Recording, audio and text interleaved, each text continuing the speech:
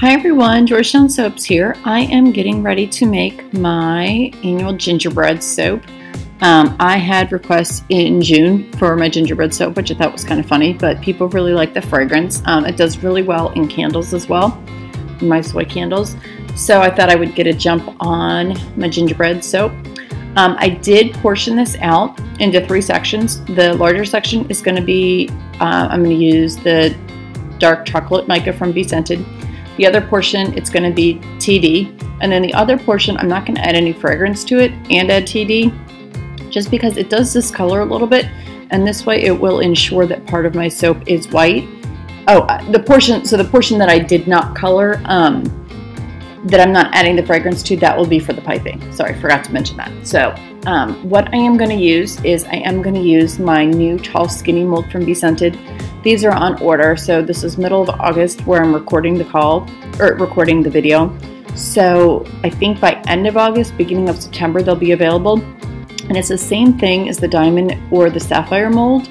So it's a 5-pound tall skinny, but it's about 15.5 inches long. So it's about as long as you can get for a silicone mold without it running into some major bowing issues or needing support. So I've always used the diamond and the sapphire molds. No difference in the 2 molds, just the color. The diamond was clear and the sapphire was blue. And so they are going to get basically the same version of the diamond, but in a skinny version. So it's going to be the tall skinny. But I've got the tester mold, kind of the first, what do you call it? Not a tester mold. I guess it was just the first mold that was made as the test. I guess that's what we'll call it. Prototype. That's what it is. Prototype. So it was the first prototype mold. So I've got that, and I've been testing it since I do use a lot of the silicone molds. And so I was just really happy with it. It unmolds very easily, which is nice. You don't have to push and pull and tear, and it's just not going to rip your soap apart. For silicone, I do recommend using sodium octane personally. But anyway, so I'm going to go ahead and get my colors mixed in, and I'll be right back.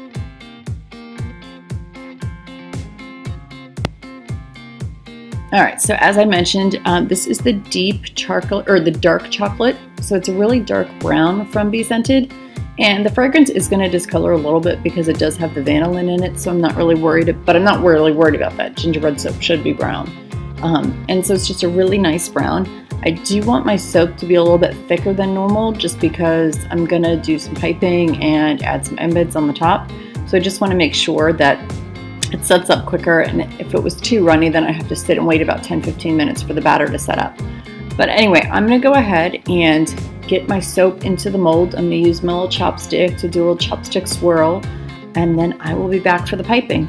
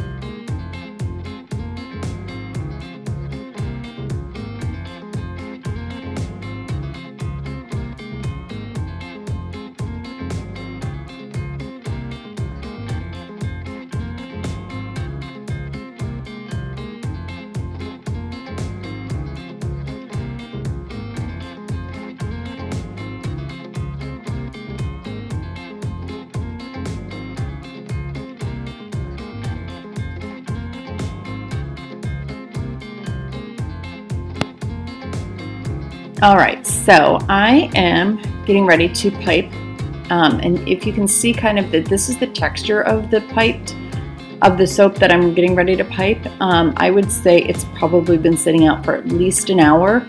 I obviously paused the video and went and made other soaps, but I really stick blended the bejesus out of the batter, and then I let it sit for about an hour. You really need to make it really, really thick in order for it to work. So here's the funny thing. When I first started making soap, I ran into a couple girls through a Facebook group who were local to me, and we all got together, and they all used glitter and they all piped soap. And I said, I will never ever pipe soap, and I will never ever use glitter. Well, at one of our get-togethers, we kind of did a piping demo, and so she showed us how to properly pipe soap and yada yada yada. But we did not have that we had used actually the Honey I Washed the Kids from BeScented, that fragrance, and it is super, super slow. And so we didn't stick blend enough. So we just sat around literally for like 2 hours waiting for the batter to be thick enough. And so our joke was like, is the batter ready? No, the batter was like literally never ready. So we piped a little bit, but it was a good lesson because I learned quickly the first time I tried to pipe that your batter needs you to be super, super thick. Like you almost want it to be more of like not a meringue texture, but just hold its peaks. And I don't think there's a thing as too thick. So anyway, so this batter, obviously the soap is kind of set up already. This batter for the piping, it's been sitting for at least a good hour. I stick blended it till like where I thought the batter was just going to get stuck in the blender. And then I just sat and wait. And I waited, and I waited, and I waited. And then the interesting thing is I can't find my coupler. So I have not piped in what seems like forever. It definitely does, it's a little bit more effort. And so if you're trying to knock out 8 or 10 batches at a time, piping just isn't really going to be time effective. But anyway, I wanted to make this fun soap because I've got a lot of kids at my market who I know will appreciate it. So anyway, I am just going to get going. Again, I have not piped in a while. Piping, takes practice. I have maybe piped 4 batches of soap in my lifetime, so I'm by no means a professional. But I will hope that this inspires some people to try it. It's not difficult. I think the biggest challenge is just waiting for the texture and kind of knowing when you need to release. So you can kind of see, sorry, I'm left-handed, but you can kind of see the first couple ones I did, I probably pushed down too hard. So you didn't really get the nice star shape, but then I kind of remembered, okay, let me not press down as much. And then if you lift up quickly, it kind of works. So piping takes practice. Don't get frustrated, try it. But I think the first mistake that I made, and the first mistake a lot of people make, is the batter just is not ready enough. It's not thick enough, quick enough. And people get impatient, and then you try and pipe, and then it just doesn't hold the shape because it's just not thick enough. So anyway, for this mold, I kept back about 8 ounces. And so sometimes people say, oh, I never measure.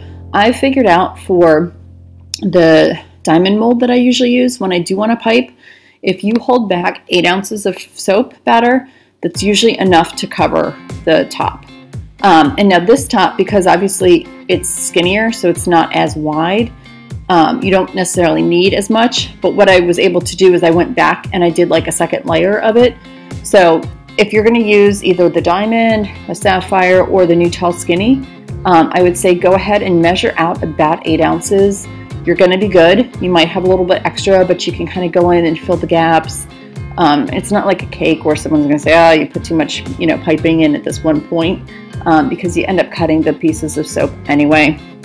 But so I'm going to go ahead and continue piping. You can see how much piping, how much batter I have left. So it's enough to do 2 kind of rows and 2 layers. So I'm going to go ahead and finish piping, and then you can see I've got these gingerbread molds. I made these using the dark chocolate mica, and I made them unscented just because it's a little bit easier to make the embeds unscented. But I made them maybe 2 weeks ago, and they're cold processed.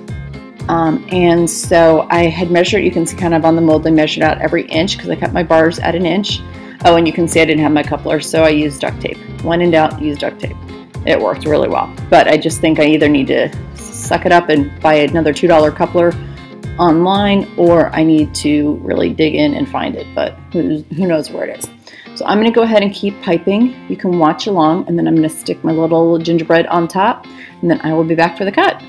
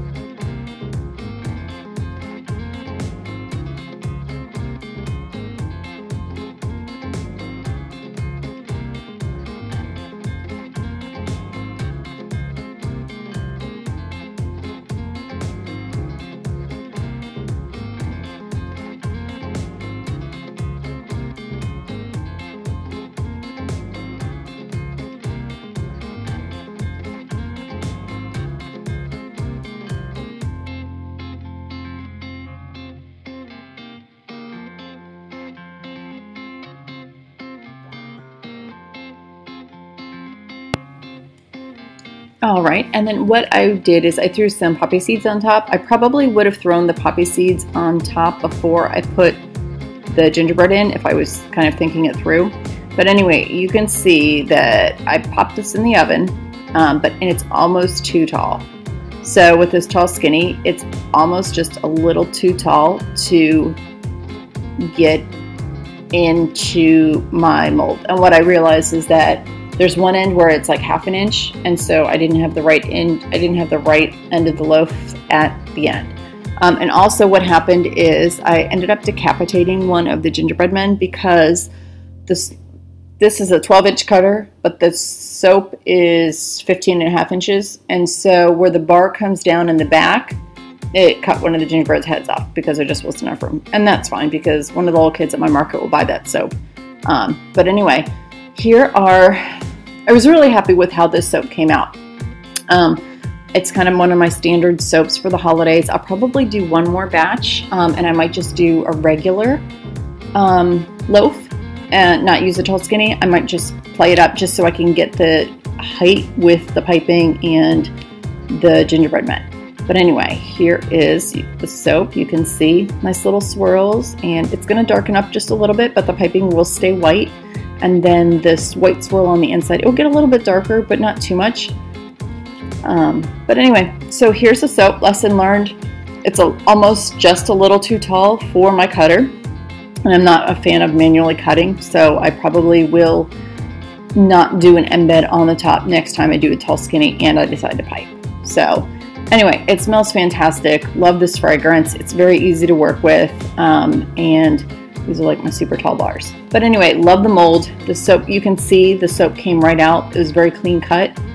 But anyway, love the tall skinny, love the gingerbread. I'm going to finish going ahead and cutting up the soap. Thank you so much for subscribing, and I will see you on my next video. Have a great day.